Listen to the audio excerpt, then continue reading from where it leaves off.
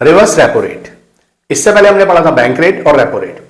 उन दोनों रेट के अंदर लॉन्ग टर्म शॉर्ट टर्म में आरबीआई कमर्शियल बैंक को पैसा उधार देता है और कमर्शियल बैंक पैसा लेता है, लेकिन रिवर्स रेपो रेट में उल्टा होता है, यानी कमर्शियल बैंक आरबीआई को उधार देता है। सही समझे आप? तो इसमें क्या होता है कि जितना ज्यादा पैसा कमर्शियल बैंक के पास होता है वो ज्यादा देना चाहेगा। कब? जब उसे आरबीआई रेट ऑफ इंटरेस्ट ज्यादा दे रहा है तो वो क्या करेगा? ज्यादा पैसा देगा।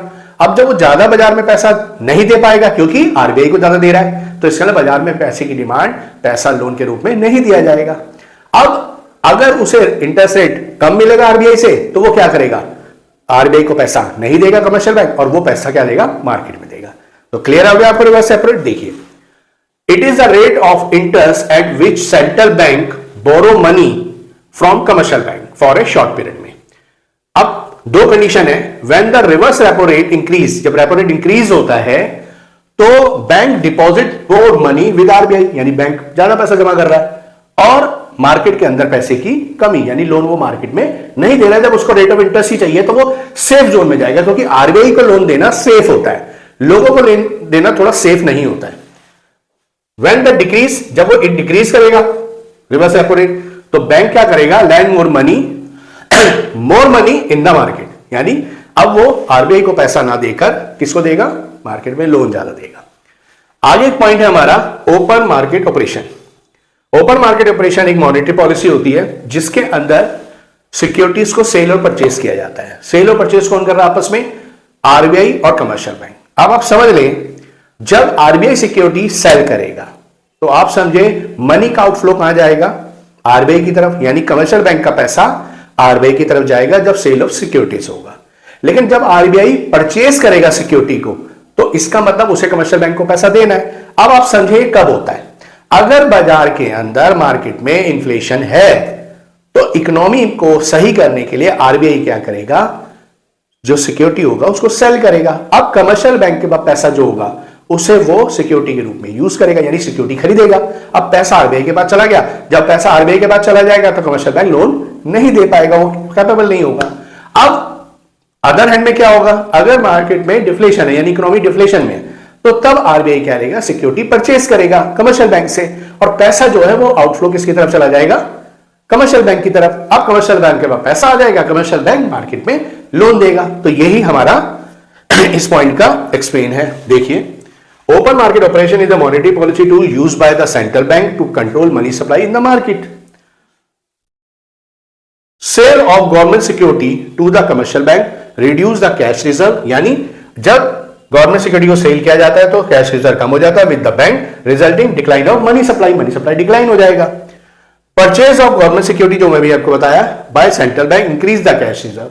अब सिक्योरिटी जब वो परचेज कर रहा है तो कैश रिजर्व किसका बढ़ रहा है? कमर्शियल बैंक का।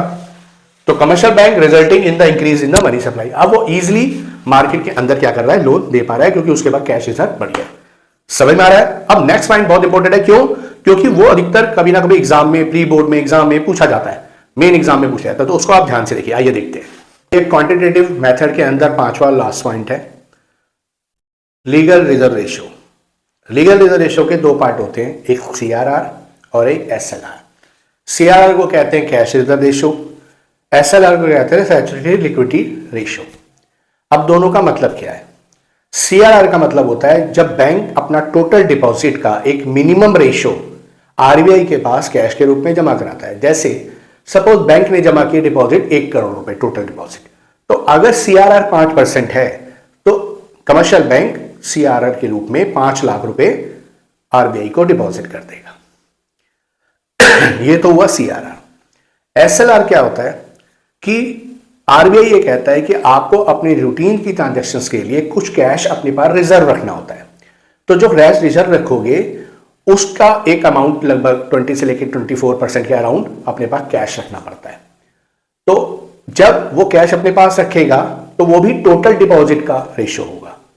अब क्यों किया जाता है ऐसा? ये ऐसा इसलिए किया जाता है कि आप सबसे पहले जो टोटल डिपॉजिट आ रहा है उसको आप थोड़ा रिजर्व रखें, हर पैसा आप लोन ना दे पाए, क्योंकि लोन देने से लोन डूब भी सकता है, तो इसलिए ये रिजर्व। दूसरा, रूटीन में ट्रांजैक्शन करने भी पैसा होना चाहिए। भाई लोग डिपॉजिट ही थोड़ी करते हैं, लोग विड्रॉ भी करते हैं।